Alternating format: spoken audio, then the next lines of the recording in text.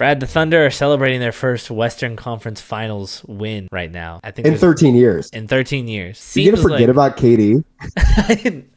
The first Western Conference Final win of this new core that seemingly will age timelessly and dominate the league for years to come. They're perfect and they have no flaws. Hopefully that's not the case, but hopefully... Not if the Portland Trailblazers and the 11th pick have something to say about it. Not if the mighty Blazers of the Northwest can draft an absolute stud at 11 and change the fate of the league entirely. Some say we're the king of the 11th pick. That's all anyone's talking about. What superstar are the Blazers going to draft at 11? Well, you know who was drafted with the 11th pick in 2017? Shai Gilgeous-Alexander. Oh, the most recent MVP. So if you don't think there's talent to be had at 11, look no further than the guy who's already leading his team and is minus 500 to win Finals MVP, apparently, I just learned. So there's But you're saying the only way we can defeat the Thunder is with their own... Is with their own juju. Is with getting an MVP at number 11. Who in our range of players that could be there at 11 would you be upset if the Blazers took? Well, dude, first off, it's the guy who, Hoops Hype. You ever been to Hoops Hype?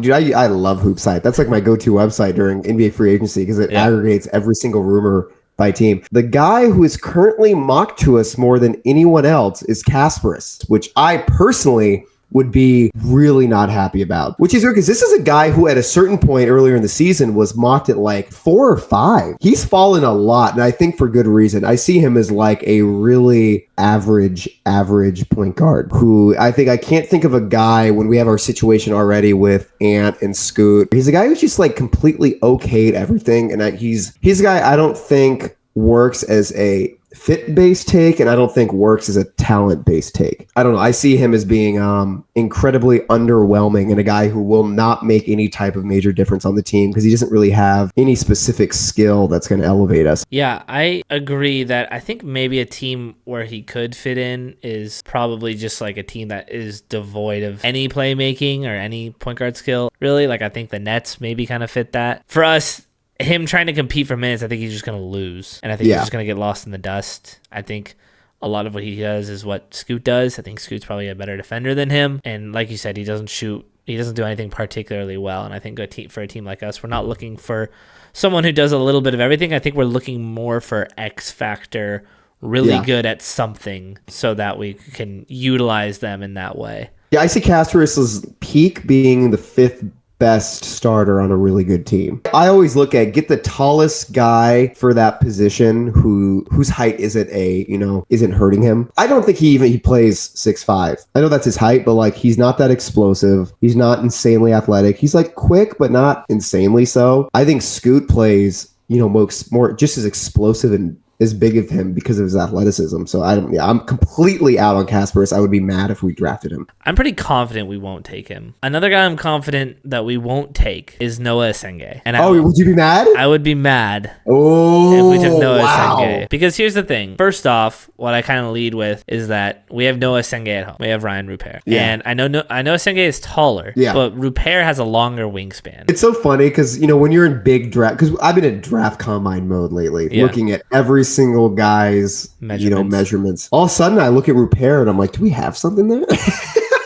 I see that 7'3" wings. I'm like, wait a second. So Rupert, I think, is the build that people think Noa Essengue is when they watch him. I think we have that French project at home already, who's already 2-3 years into that development, right? We're looking for players more ready now. I don't think we have the time to deal with Essengue as a project. He seems like a really good defender from what I can tell, but his shot hasn't shown any sort of life, in my opinion. I think it's a repetitive archetype. We have Rupert at home. If we're going to give someone who's like that a try, I think we're going to give him a go before we draft another French wing who truly doesn't excite me that much. I think people just are kind of in love with French wings these days. Here's my thing with him is he's kind of slow. Because it'd be one thing if he was like really quick off his feet at that height, but instead he's just like this like skinny, slow, incredibly long, lurking guy who's been playing really well lately. I think that's why people have been really up on him a lot. Yeah, I don't see him making an immediate impact. I don't think he's strong enough or skilled enough, despite having that, like, you know, that size that is, you know, so wanted in the NBA. Yeah. The more I watch him, I don't know how much better he'd be than Rupert. I see a little, like, especially in how he was defending when I was watching him, I see a little bit of Jaden McDaniels in there. Yes. Fitting into that. But I think that's his absolute ceiling. And I think that it's going to take him a while to get there. And I don't think we have the time or the roster space to deal with it. So I don't like him for us. If someone wants to take a flyer on him, I'll understand. But to me personally, I think we're good on that. I have a question for you. It's the 11th pick. Derik Queen is on the board. Oh my God. What do we do if Derik Queen is on the board? Everyone else, you could be like, oh, I could take this guy, I could take that guy. Derik Queen's on the board. That's insane. Like, meaning like the thought process behind it. What do we do? I would not know what to do. And I want to know what you would do. I've seen him mock to us here and there. I've seen mock drafts that have him falling past us. I think more often than not, when he gets past 10, people don't have us taking him. The fantasy football player brain in me would say that if Derik Queen is left to us at 11, you have to take him. Interesting. Because when you're thinking of value in terms of, like, you know, because, you know, when you're playing fantasy football and that one player gets kind of like T. Higgins falls to you in the second round, late second round or something, and you're like, oh, I got it. Like, I don't want to take T. Higgins, but like, he's ranked 15th. I'm like supposed to take him here, right? So if he fell to us at 11, because there's enough people out there who feel that Derik Queen has really good potential, the logic draft nerd in me would say you have to take him. One, if he had fallen that far, it would be kind of a red flag to me that I don't think we should take him. He didn't do great at the combine in terms of his did horrible at the combine. Measurables. And a paint clogging power forward, and we'll get to one other guys like that at least in a little bit, but I wouldn't want to take him. But if we did take him at 11, I would understand the logic. He to me is the modern Boris Diaw. Okay, yeah. Boris Diaw, which is a guy who was an awesome player on a championship team. Yeah. Queen's a great passer. Yeah. I think like that's what really good passer. He would be really interesting if he could shoot, because he's more of a face-up guy. He's like a stereotyped as like an old school post-up player. I don't really see him like that. He doesn't need to post up to be a super beneficial player. So if you're seeing, it's like, oh, it's a guy who's going to slow down the offense and be a ball stopper posting up, I don't think that's him at all. I don't know. I see him as like, I think he'd be such a good fun backup big who could just be a great playmaker for a second unit for us. I have no idea. This goes into I have no idea category. I have no idea. It's kind of like you where I get it. I'd be both super happy and super mad. I'd be happy that we got a player whose game I really like. I'd be mad because it's like, I don't know. I would have no idea what the plan is. So I have no idea. I have no clue. But I think when so many people talk about we just need to take best player available, and I think if Derik Queen is there at 11, it's pretty hard for me to believe that he isn't the best prospect available at 11 compared to the other guys that I think we're going to talk about. So we should talk about this because kind of in the realm of a 4 play style type player, I don't even know if I want to call him big. Collin Murray-Boyles is... I see him and Derik Queen is in that same category of I have no idea what my reaction would be if we got them. I think in the same vein as Derik Queen, you would kind of have to play the 4, Collin Murray-Boyles. The problem is that he's 6'6", 6'7" in shoes. Yeah. Like, he's not... 6'6.5" without shoes. Without shoes. So we'll go 6'8" on the floor. He's a really weird one to me because it feels like everything about him is intangibles. Everyone says he has such good defensive instincts. He has great hands. Like, he has a good sense for the game. He has good, like, post moves. It's all these things that, like, if he was playing in the 1980s, he'd be awesome, I think. Yeah. But he really can't spread the floor out. He had a bad combine measurements wise. Like, you could draft him and we could be 3 weeks into the season and go, oh, Collin's a bust. His defensive mindset would be good on this team. High IQ, filling passing lanes, being aggressive. I think he would be good at that. So I could see a world where he could fit, but I just can't get out of my head that he's just going to be Jabari Walker 2.0. Absolutely. And so kind of same thing with Essengue. It's like, I feel like we've already worked Jabari in enough that if we want a player like that, we just roll with Jabari. I get afraid anytime a guy gets Draymond comparisons because I think Draymond's one of the hardest players to replicate because the thing is with Draymond is that the reason he's so good is that he's probably the greatest of all time at his archetype. He's a rare one of one player. So when I see those comparisons, it's like Draymond Green only works if he's Draymond Green. It's like, if a guy's kind of Draymond Green, he's not Draymond Green, which is why I'm like, and I look at this team and I always want defenders, but I like Collin, but he's not enough of an offensive player to fit the team right now. I think he would fit into that. He'd be a bigger, they're not similar players, but they're in the same really good defender who wouldn't really be doing that much else like a Chris Murray. The thing is I can see a world where some other team drafts him and he just starts balling out and doing all of the right things, and the team that he's playing with just starts winning. There's people I see that fly across Twitter that have him rated like second on their big board. I know. People are super, super high on them, and they're probably people who've watched a lot more South Carolina basketball than I have and can see how he was absolutely carrying that team through a gauntlet of a conference. Yeah. So I'm not out on him as an NBA player, but to me, with where we stand, like, the risk that he is, I don't want to take it when we're really trying to build year over year. I want to take something that I feel more confident in. I'm out on him for us, but I could totally see a world where we're like, damn, I wish we kind of took Collin at 11 and in a couple of years. Even though I actually really do like him as a player, he is a very fit base player. We need a guy right now who I think is going to be a two-way player. And I think a guy who has good potential to be that. It's a guy that I'm kind of in the middle on. I would be fine with us taking him. I'm not as sold on him as I think you are. But how do we feel about Carter Bryant? I love Carter Bryant. I know you do. I thought so. I love Carter Bryant. It contradicts what I was saying earlier about Essengue and that he's going to need some time to figure it out. But I think what we saw at the end of the Arizona season was the immediate return you're going to see on Carter Bryant. Whoever drafts him. The knocks on Carter Bryant are he didn't start on his Arizona team. The reason he didn't start were there were 4 much older veteran guys ahead of him. But by the end of the season, he started closing out all of the games with the starting lineup. In the Duke game, in the Oregon game, he looked awesome, right? He's played his best games at the end of the season, which is one thing I love to see. The other knocks on him is that he has kind of no handle, no passing. And I do get that, but I swear to you, there are the moments he's had where he's had a move click that ends in a jumper, and I get flashes of Jason Tatum with his jumper. I could see that. I could. And I see that mold all coming together. I just don't think... I think he is self-creation-less. He is without the ability to self-create. I agree right now. But here's my biggest thing with Carter Bryant is that the athleticism is all there. Everyone can see it. The jump shot, people agree, looks good, right? It looks good on like completely wide open threes. He's a really good wide open 3-point shooter. I don't see him. Here's kind of one of my issues with him. I don't see him ever, or not ever. He totally could become this. But right now, it's like he's shown nothing to be like a legitimate 3-point scoring option. My biggest thing with Carter Bryant is that I know he is a dog.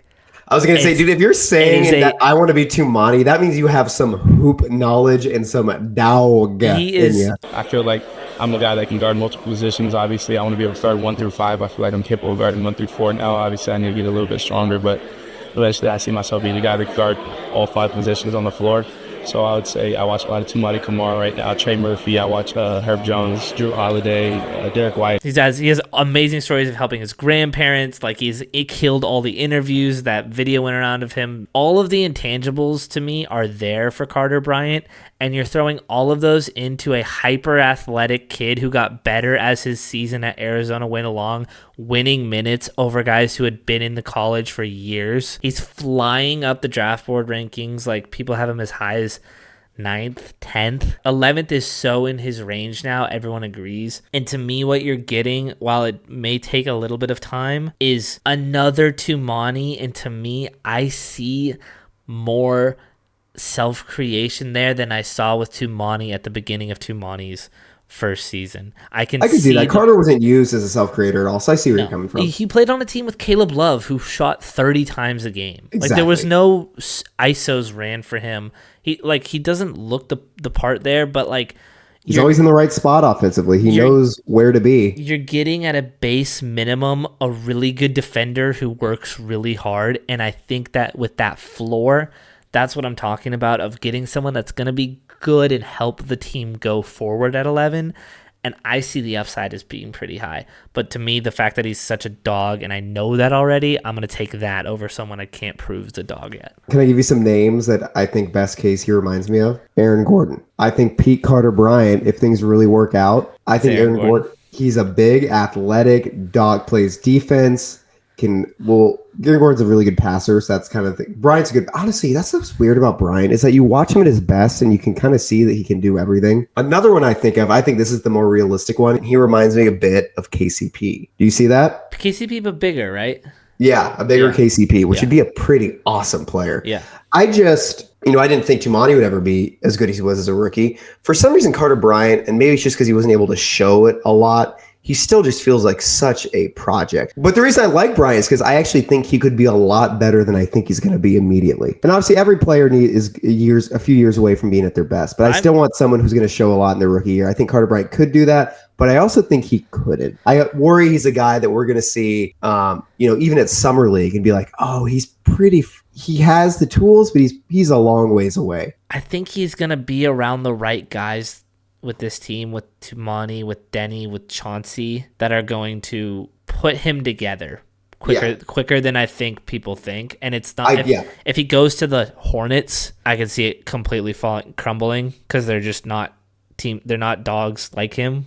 Like, we got dogs on this team. We got dogs. And you put another dog in the mix, it's going to work out. So, is he in your top two? He's in my top two. I love that. Well, here's the thing. He might be my third if it wasn't for these next two guys. The two guys for me, and I know one of them, I assume one of them we share, are on their own tier. These are the guys who I think, like, if we get them, I am over the moon happy at one or the other. One of them he's similar to Carter Bryant, where I think he could be a project, but I think he has legit all-star potential. As much as I like Carter Bryant, I think at best he's going to be Aaron Gordon, which is slightly below all-star. This next guy, dude, I watch him, especially in the tournament, and I think Egor has legit... it's one of those guys where it's like, what is everyone not seeing? Yeah. Because I watch him in the tournament and he creating for himself, creating for others. He was a virtuoso at just amazing shot making ability. His not in shot making, not just shot creating. I loved some of his drive and his craftiness. And this is to quote Mike Schmitz in his evaluation of him when he was 15. Dude, it's like Luka-esque sometimes watching him. And that's Mike Schmitz. That's not me saying that. Yeah. It is me saying that, but it's me it's me backing up Mike Schmitz. Where it's like, gosh, dude, he's like clearly not Luka level offensively, but he has some of that control of the game, playmaking, craftiness, ability to create so many different shots for himself and others. That is like a very diet Luka. His shot did not look great in the season. He took the shots, which I always think, like, dude, I just don't want someone who's not going to shoot threes. If you're as that confident as he is at taking those threes, which Egor was, Egor took threes and they didn't go in a lot. But he has the confidence. He clearly thinks he can. And he clearly means he thinks he will in the future, which is big. Because you see there's a big difference between that and guys who avoid those three-point shots because they know deep down, not three-point shooter. Yeah. I think he works beautifully as a guy next to Ant, next to Denny, next to Tumani, as a humongous, 6'10", playmaking virtuoso. Like, I love him. I don't know. I see Denny. Josh Giddey is always the one that people say. I think he's a lot better than Josh Giddey, or could be a lot better. Yeah. I see him as like what people thought Sean Livingston was going to be when he came to the NBA. Sean Livingston was supposed to be an all-star. I'm high on Egor. If we draft Egor at 11, I'm coming away excited. I'm coming away pleased, and I can totally see where he could fit in. I think, especially with you and I being more, I'm going to call us Shaden and Scoot truthers. Yeah. To put it lightly, getting another guy at point guard or a guard forward hybrid is basically kind of what he is. That's what he is. He's a 6'10" guard, dude. He's amazing. Getting a guy like that who can play make, I think, is a good, one, insurance plan, and two, I mean, like you said, he has immediate upside that we could see from the jump. Another guy who can really ball handle and really pass to force Anthony into that off-ball role we've been dreaming of him to be in. Because right now the reason that it's on the ball so much is because he's the best ball handler and the best passer. With another guy who is better than that at him, it can kind of alleviate that while keeping, we've talked about it, size is just pure size and height is such a key thing. And we're watching Tyrese Halliburton right now. We're watching Shea as a 6-7 point guard. But Igor kind of reminds me of Halliburton. Yeah. The reasons I guess the things I think about, like you said, the shot not coming around, and I think the defense being weaker, slower, being targeted. I think it's like Giddey was last year on the Thunder. If he turns out to be a player that is a defensive liability and or a 3-point shooting liability and gets played off the court, then we've kind of invested in a player that will never really get over the hump with. I think Igor is tall enough and long enough that on this team, playing next to Tumani, Klingon, and Denny, he would have to be really, really, really bad defensively to be a negative defender. Yeah, I do worry when it's like if it's Igor and Shaden together that's maybe not if Igor's at the point. Yeah.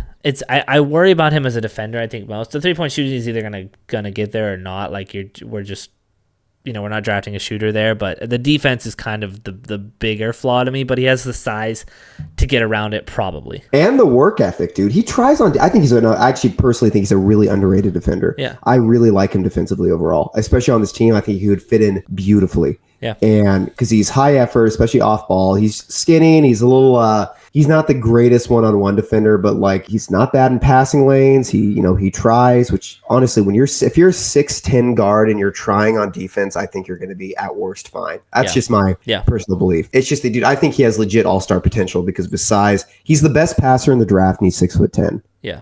If you're the best passer in the draft and you're 6'10", that's to me an immediate. We got to get this guy. Yeah. This next guy.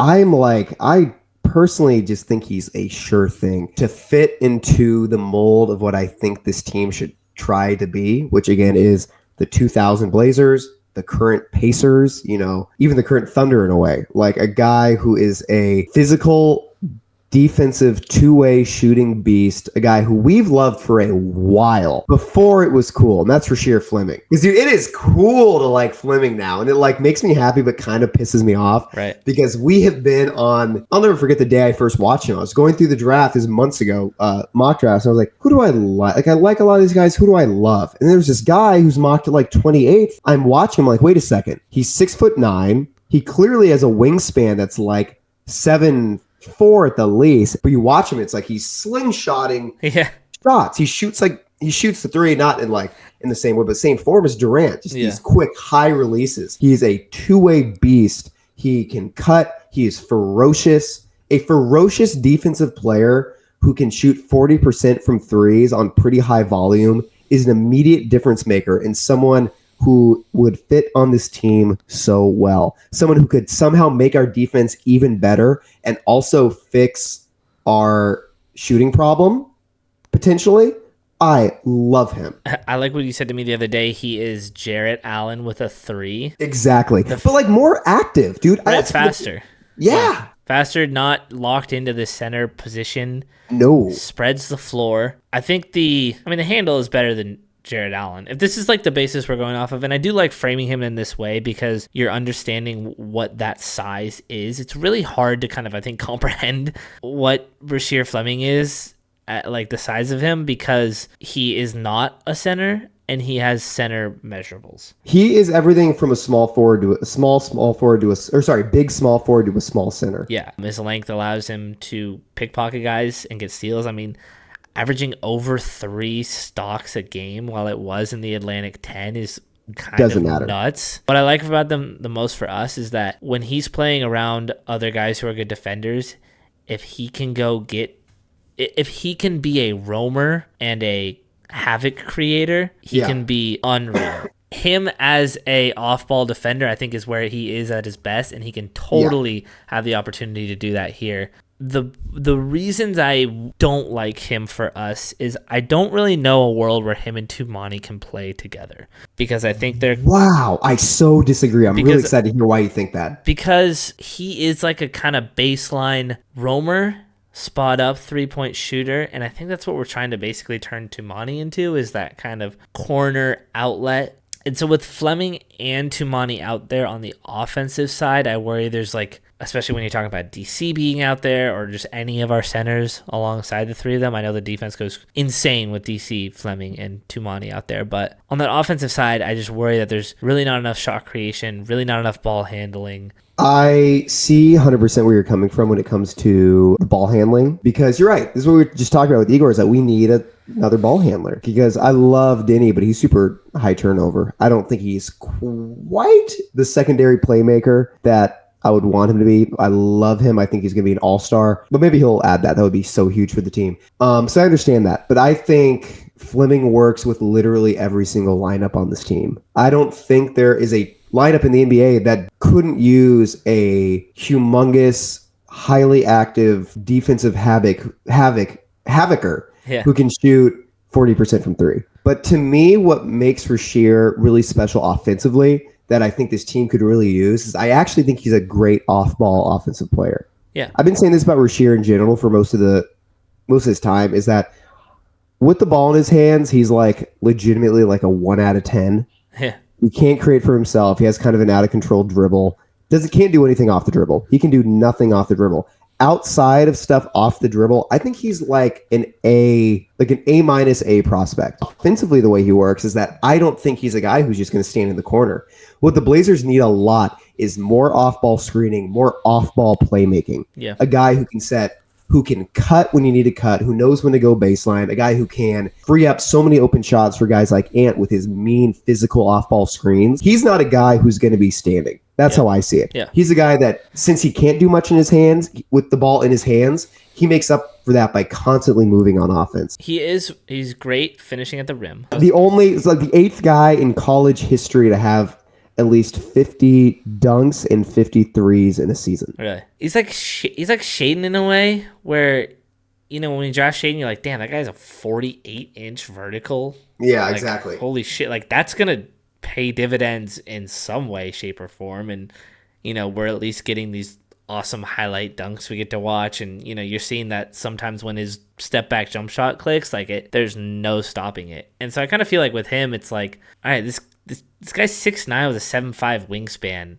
Like, that's gonna do something good no matter what. Who shoots 40% from three? I don't know why everyone's just deciding they don't. Ignore that. It's like a too good to be true thing. That's basically what it is. It's like, I'm believing it to be true because he did it. I mean, watch him. Yeah. And he did it at the combine. Like, this dude can shoot with a 7'5" wingspan. It's going to work out. Well, the last guy who I really don't know where you feel on this at all. Mm-hmm. The last guy I think I would be really excited if we took a swing on him. And I don't think he's quite as high as Fleming, Egor, and Carter right now. But he has been quickly ascending draft boards as people have figured out who he is.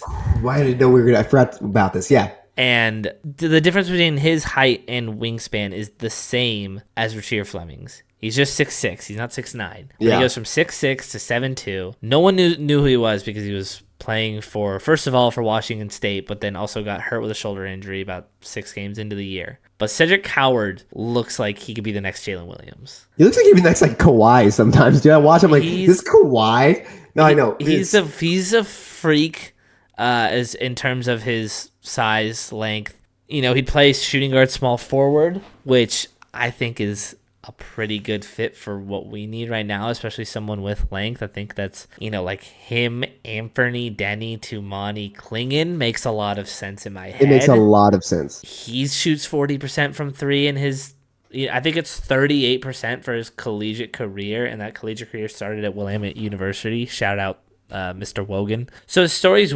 wonky, but I think he did a really good interview with Kevin O'Connor where he was super chatty, like super confident, super self-aware in who he was and who he is as a player. Knows that he needs to get better at everything, but also knows that he has been getting better at everything. Started from lower down than all these guys who played growing up their whole lives. He just didn't have a ton of passion for the game at the beginning, but now, you know, when he's gonna make millions of dollars doing it, I think the passion will be there, the hard work, the ethic will be there. So to me, he has all the physical tools. He's shown the year-over-year improvement, And the type of player that he molds into, if he can shoot like he's proven 38, 39, 40% from three, he is a awesome type of player right now, and he could be the next Jalen Williams, which I think every team in the league would clamor for. I really like him too. I think because I love wingspan.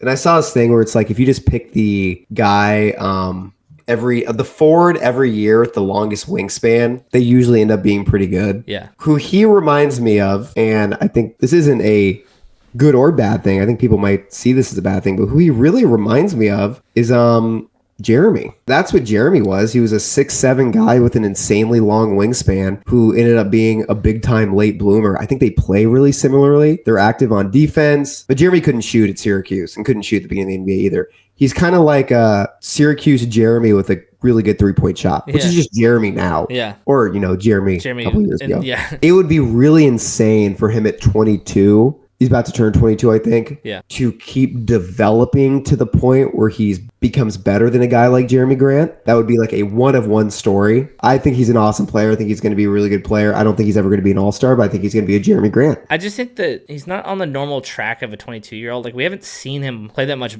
really competitive basketball. And I know that he played a couple years at Eastern Washington, but I also think he's a little springier than Jeremy Grant. I think he could probably be a better rebounder.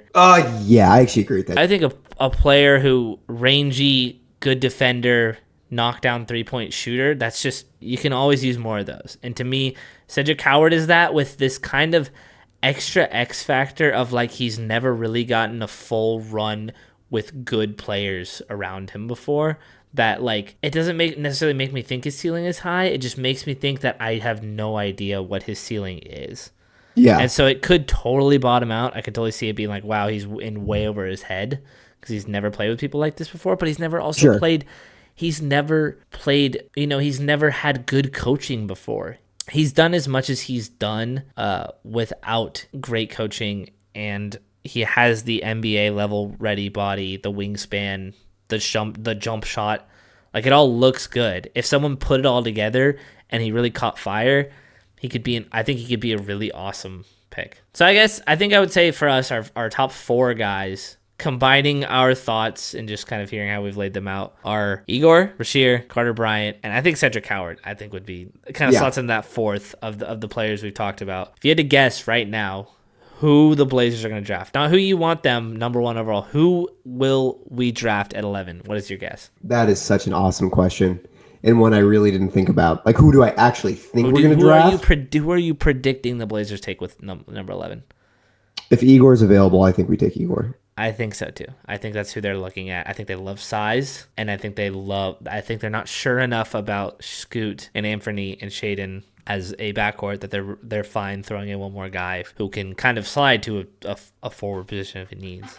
I think, and we know at one point that Schmidt liked him a lot. Yeah, I think that's where they're leaning. Well, thank you guys for listening.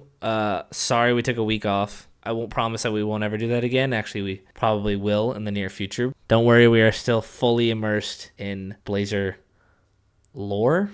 Fandom? I don't know. We love the Blazers, though. We love the Blazers. The Blazers are cool. Hope you guys like our new mic setup. Comment who your favorite draft prospect is. We want to hear what you're thinking. Yeah, I want to hear what everyone has to say. If you hate Rasheer Fleming, we want to hear it. If you hate Egor, we would love to hear the opposing viewpoints, because to us, it feels like we have it figured out, and if Joe Cronin does anything else, we'll be angry. Yeah, we'll take the streets. Yeah. So, appreciate you guys. Yeah. And go Blazers. Blazers are cool. Blazers are cool.